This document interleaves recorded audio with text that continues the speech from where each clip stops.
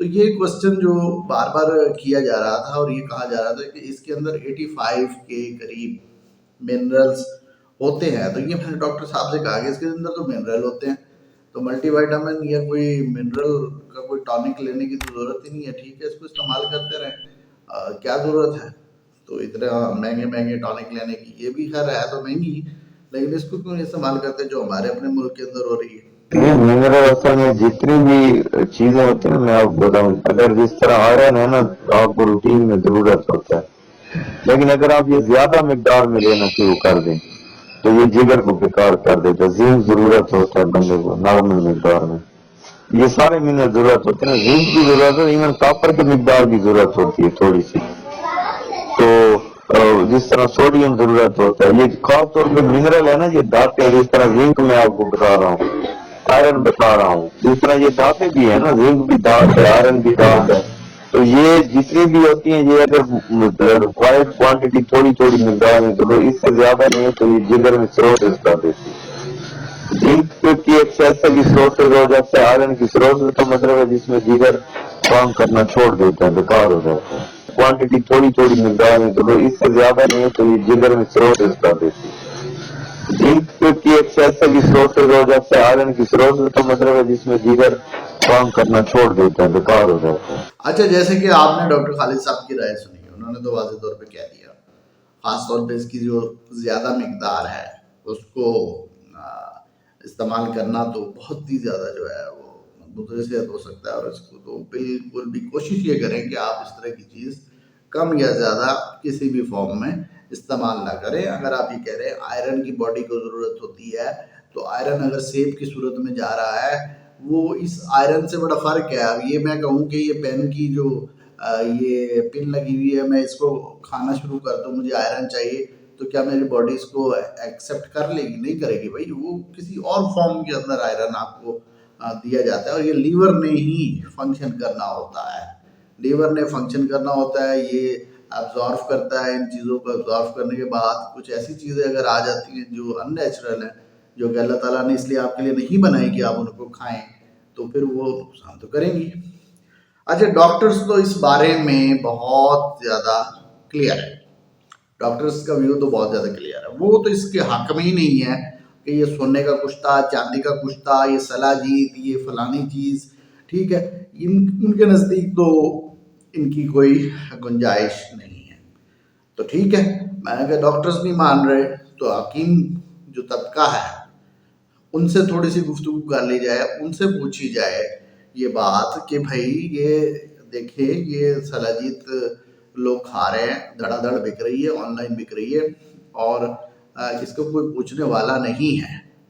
تو صاحبزادہ حکیم سلمان اشرف صاحب، ان کا تعارف جیسے کہ میں نے شروع میں آپ کو کروایا، تو ان سے میں نے یہ سوال کیا کہ بھائی حکیم صاحب آپ یہ بتائیے آپ کے نزدیک یہ ہے کیا، اس کو مقصد استعمال کیسے کرنا ہے، اس کو مقصد ہے کوئی اس کی بھی کوئی پوچھ گچھ ہوتی ہے، کوئی آپ لوگوں سے بھی کوئی پوچھنے والا ہے یا نہیں ہے، اور اس کو کس درجے کی دوائی کے طور پر آپ رکھتے ہیں، اور کم از کم اس پر آپ کا اوپینین کیا ہے؟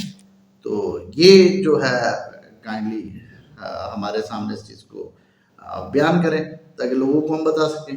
ہر ایک درجہ اول کی درجہ 3 کی گرم اور خشک دوا ہے، 3 نمبر درجے کی گرم اور خشک یہ چیز ہے سلاجید، یہ پہاڑ کا ایک پسینہ ہے، جس طرح سمجھ لیں جوانی کے دن میں سلاجید چھوڑ کے آپ کوئی بھی چیز، دنیا کی کوئی بھی چیز ہے، آپ دودھ کو لے لیں، آپ دیسی گھی کو لے لیں، آپ گوشت کو لے لیں، ضرورت سے زیادہ استعمال اس کا مضر صحت ہی ہے۔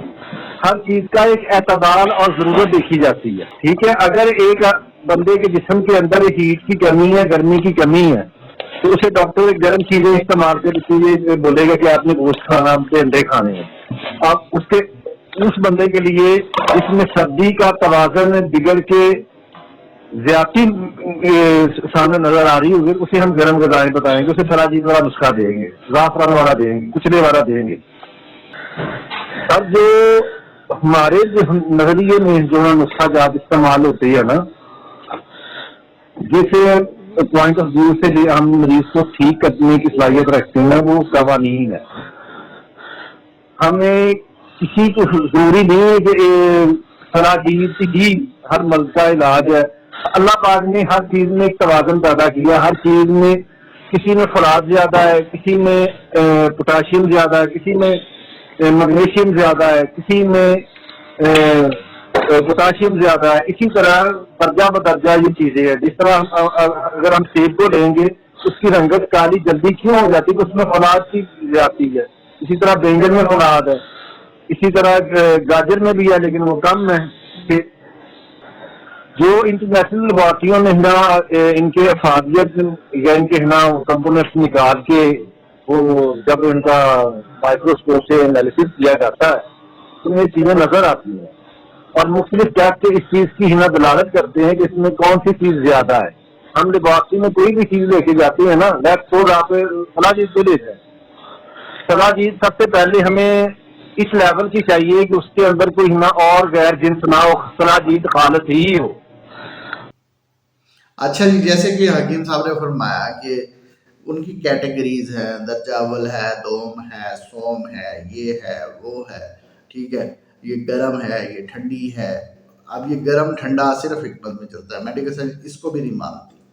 अच्छा खैर, जो लोग इस पर बिलीव करते हैं, मैं इस बहस में नहीं पढ़ना चाहता, ना ही मैंने कोई एलोपैथिक और होम्योपैथिक या फिर ये हर्बल या हिकमत, इसका मैंने कंपैरिजन नहीं करना। इस वक्त हमारा मुद्दा सिर्फ ये है कि एक प्रोडक्ट बेचा जा रहा है, तो उन्होंने कहा कि इसको हम ऐसे नहीं देते, ठीक है, और इसका भी एक तरीकाकार होता है और उस तरीकाकार को फॉलो करने के बजाय खुद से तो हम कभी भी नहीं कहते कि हिकमत की भी कोई दवाई आप खुद से ले लें। तो फिर मैंने अगला सवाल डॉक्टर साहब से किया, जो हकीम को भी उर्दू अंग्रेजी में डॉक्टर ही कहा जाएगा, तो मैंने कहा कि आप ये बताइए मुझे कि हकीम जो हजरात हैं उनको भी कोई पूछने वाला है, उनकी भी पूछगछ होती है। तो उन्होंने बाकायदा पूरा एक प्रोसीजर बताया कि नहीं, ऐसा नहीं है, अगर कोई गलत दवाई हकीम दे दे तो फिर अब जो कवानीन ख़ासतौर पर शहबाज शरीफ के दौर में ख़ास से इस बारे में कवानीन जो है सख्त बनाए गए थे और इनको भी कानून के दायरे में लाया गया था। ये बात भी उन्होंने तस्लीम की और उस वक्त मैं हेल्थ रिपोर्टिंग करता था, तो खैर मुझे याद है कि जब ये कानून पास हुआ था और कितनी हलचल बिची थी, तो उन्होंने कहा कि नहीं, हमारा पूछने वाला होता है, बाकायदा हकीम बैठा होता है वहाँ पर और वो फिर कहता है कि आपने ये दवाई लिख कर क्यों दी। सर सबसे बेहतर हल एक क्वालिफाइड पर्सन है, तजर्बेकार मुआलिज की जरूरत है। दवाइयाँ मेडिसन है, कोई भी बंदा अपनी मर्जी से खाएगा तो उसका खुद जिम्मेदार है। अगर एक तबीब उसको हदायत करता है कि ये आपके लिए बेहतर है, अच्छी है, तो वो उसकी मिकदार खुराक भी बताएगा, उसके दिन भी बताएगा। कोई भी चीज है ना, जो हम जहरीली चीज इस्तेमाल करते हैं या हम ऐसी चीज इस्तेमाल करें जिसम के अंदर हीट पैदा करे, वो ज्यादा से ज्यादा 14 दिन इस्तेमाल की जा सकती है, 15वें दिन उसका इस्तेमाल बंद कर दिया जाता है। वो इसलिए कि उसके फिर फायदे वाले असरात की बजाय उसका अपना जो उसका रिएक्शन है ना, वो जिसम के ऊपर नमूदार होना शुरू हो जाएगा। देखिए जी, बड़ी मुफीद गुफ्तगू सुनी आपने साहबजादा साहब की। देखिए, हकीम हिकमत को भी आप इग्नोर नहीं कर सकते। हकीम हजरात भी ये नहीं कहते कि आप इसको खाई जाएं या फिर क्या चीज़ खानी है, क्या चीज़ नहीं खानी। उनकी बाकायदा तौर पर इसका कोर्स होता है, ऐसे तो नहीं रजिस्टर्ड होते हैं ये, और उसके बाद जो है इसको वो प्रैक्टिस अपनी करते हैं। और अगर कोई इस तरह के, मैंने जैसे कि बताया कि अगर कोई केस बिगड़ जाता है तो इनके खिलाफ कानूनी कार्रवाई भी हो सकती है। हाँ, ये एक अलग बात है कि ऐसे कम है केसेस कि इनके खिलाफ कार्रवाई बाकायदा तौर पर हुई हो। कोई जाता ही नहीं, कोई इन्वेस्टिगेशन भी नहीं जाता, क्या खाया, किससे खाया, क्या दवाई ली, बच गए या हाँ जान से हाथ धो बैठे। तो ये मकसद अलमिया है, हमारा एक बहुत बड़ा अलमिया है कि इन्वेस्टिगेशन नहीं होती यहाँ पर प्रॉपर, इतना टाइम ही नहीं, इतना कोई सरमाया नहीं लगाना चाहता। ठीक है, अल्लाह ताला की मर्जी करके जो है वो इसे जो है लोग कहते हैं कि अल्लाह की मर्जी थी, بس ٹھیک ہے، مرنا تھا اس نے مر گیا، اس کا ٹائم آ گیا تھا. اچھا خیر، ایک جو چیز مزید اس چیز کیا ہے، سلاجید ہے، ابھی تک یہ نہیں پتہ چل سکا کہ یہ دوائی ہے یا کوئی معدنیات ہے یا کوئی ٹونک ہے، کیا چیز ہے. تو اس کے بارے میں جو مقصد ہے، میں نے جب یہ پوچھا ڈاکٹر سے بھی، حکما سے بھی، کہ یہ ہر جگہ بک رہی ہے، تو اس پر دونوں کی جو رائے تھی وہ ایک تھی کہ ہاں بالکل ایسا ہی ہے، اس کو ہر بندہ سیل کر رہا ہے اور یہی نقصان دہ بات ہے. خاص طور پہ کھیتی کے نظام بڑے شہروں میں، لاہور کا شہر آپ کو پتہ ہوگا، پھلوں پہ بھی لوگ بیچ رہے ہوتے ہیں. سلاجید لے لو جی، کوئی روکنا ٹوکنے والا نہیں اور قانون بھی نہیں ہے. سرے ہم لوگ بیچتے ہیں، چل پھر کے بیچ رہے ہوتے ہیں. ایون بسوں میں بھی لوگ چلاتے ہیں سلاجید. کوئی ایسا قانون نہیں ہے اس پہ. وہ تو سارے ادھر بے شمار پٹھان اس موسم میں آتے ہیں. ابھی کل پرسوں کی بات ہے، کسان میں دکان والا دکھا رہا تھا مجھے، دیکھو کہ سلاجید کیسی ہے. میں نے کہا بھائی میں تو کبھی زندگی میں استعمال نہیں کی، کرو استعمال، تجربے کرو اپنے. سلاجید ایک نمبر، اس کو لے کے آؤ، محنت کرو، صاف کرو، پھر جا کے بنتی ہے. یہ تو لوگ پتہ نہیں کیا بیچ رہے ہیں.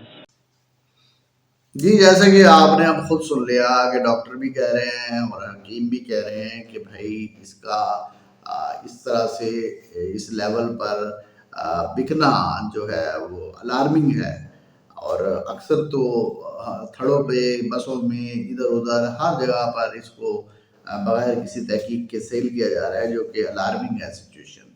اور اس کے ساتھ ساتھ بعض حکیم ایسے بھی ہیں جو خود کہہ رہے ہیں، حکیم صاحبزادہ صاحب کی گفتگو آپ نے سنی، انہوں نے کہا کہ میں تو اس کو استعمال بھی نہیں کرواتا، میں اس کو استعمال نہیں کراتا. ہر حکیم نہیں لکھ کے دیتا کہ آپ یہ سلاجید جا کر کھا لیں اور یہ آپ کو فائدہ دے دے گی. تو پھر کیوں لوگ اس کو کھا رہے ہیں؟ اب حکمہ کا اور اس کے بعد ڈاکٹرز کا اوپینین آنے کے بعد آپ کیا سمجھتے ہیں کہ ہمارا کام ختم ہو گیا؟ نہیں، ہمارا کام ابھی ختم نہیں ہوتا. کیوں؟ یہ انویسٹیگیٹو سٹوری ہے بھائی. اب انویسٹیگیٹو سٹوری میں ایسے ختم نہیں ہو جاتی. اب اس کو آپ کو کمپلیٹ کرنا ہے. اب یہ شروع کی ہے تو بھائی کمپلیٹ کرنا پڑے گا. کمپلیٹ کیسے کرنا پڑے گا کہ بھائی آپ نے اس کا رزلٹ بھی نکالنا ہے. ریلیونٹ جو اتھارٹیز ہیں ان کو رپورٹ بھی کرنا ہے. اور جہاں رپورٹ کرنے کی بات کر رہا ہوں میں بھائی، رپورٹ پنجاب لیول پر کر چکا ہوں. پنجاب لیول پر جب میں نے رپورٹ کی منسٹری آف ہیلتھ میں، تو تھوڑا مجھے جواب ملا تو بس ایسا ہی مل گیا کہ تھوڑا سا مزہ تو نہیں آیا. کہ انہوں نے کہا کہ نہیں یہ فیڈرل کا معاملہ ہے. تو میں نے کہا پنجاب ہیلتھ کمیشن بھی تو ہے، تو پنجاب میں جو چیز سیل ہو رہی ہے ابھی تو یہی نہیں پتا کہ یہ میڈیسن ہے یہ کیا ہے، تو پنجاب نے بھی تو اس کو دیکھنا ہے. انہوں نے کہا ہاں دیکھنا ہے، ٹھیک ہے. تو خیر ڈاکٹر صاحبہ جو ڈاکٹر یاسمین راشد صاحبہ ہیں وہ تھوڑی مصروف بھی رہتی ہیں، اور اس کے ساتھ ساتھ جب سے وہ بیمار ہوئی ہیں تب سے، اس کے بعد سے ہم بھی یہی کوشش کرتے ہیں کہ انہیں کم تنگ کیا جائے، لیکن جہاں ضروری ہوا تو ان کا موقف بھی لیں گے. اور خاص طور پر اب نیکسٹ جو فیز ہوگا اس کے اندر ہم نے جو کیمسٹ ہیں ان سے بات کرنی ہے. کہ جو میڈیکل سائنس والوں نے ہیں وہ تو بتا دیا کہ ٹھیک ہے بھائی یہ خطرناک ہے، انہوں نے اپنا اوپینین دے دیا، لیکن کیمسٹ اس کے بارے میں کیا کہتے ہیں، کیمسٹ کی کیا رائے ہے، یہ نیکسٹ ایپیسوڈ میں ہم آپ کے سامنے انشاءاللہ رکھیں گے کہ وہ اس چیز کے بارے میں کیا رائے رکھتے ہیں. اور جب یہ ساری چیزیں اکٹھی ہو جائے گی تو ہم فائنل اتھارٹی جو ہے وہ کون ہے؟ گورنمنٹ میں ڈریپ آتی ہے، ٹھیک ہے، وفاقی حکومت آتی ہے، تو اس کے سامنے یہ ساری چیزیں رکھنے کے بعد اس چیپٹر کو کلوز نہیں کریں گے جب تک یہ کنکلوڈ نہیں ہو جاتا. انشاءاللہ اس کا فالو اپ جاری رکھیں گے.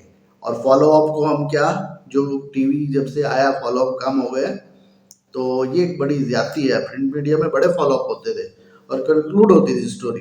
تو انشاءاللہ یہ ٹرینڈ بھی بنائیں گے کہ ڈیجیٹل جرنلزم کے اندر فالو اپس ہوں گے، ضرور ہوں گے.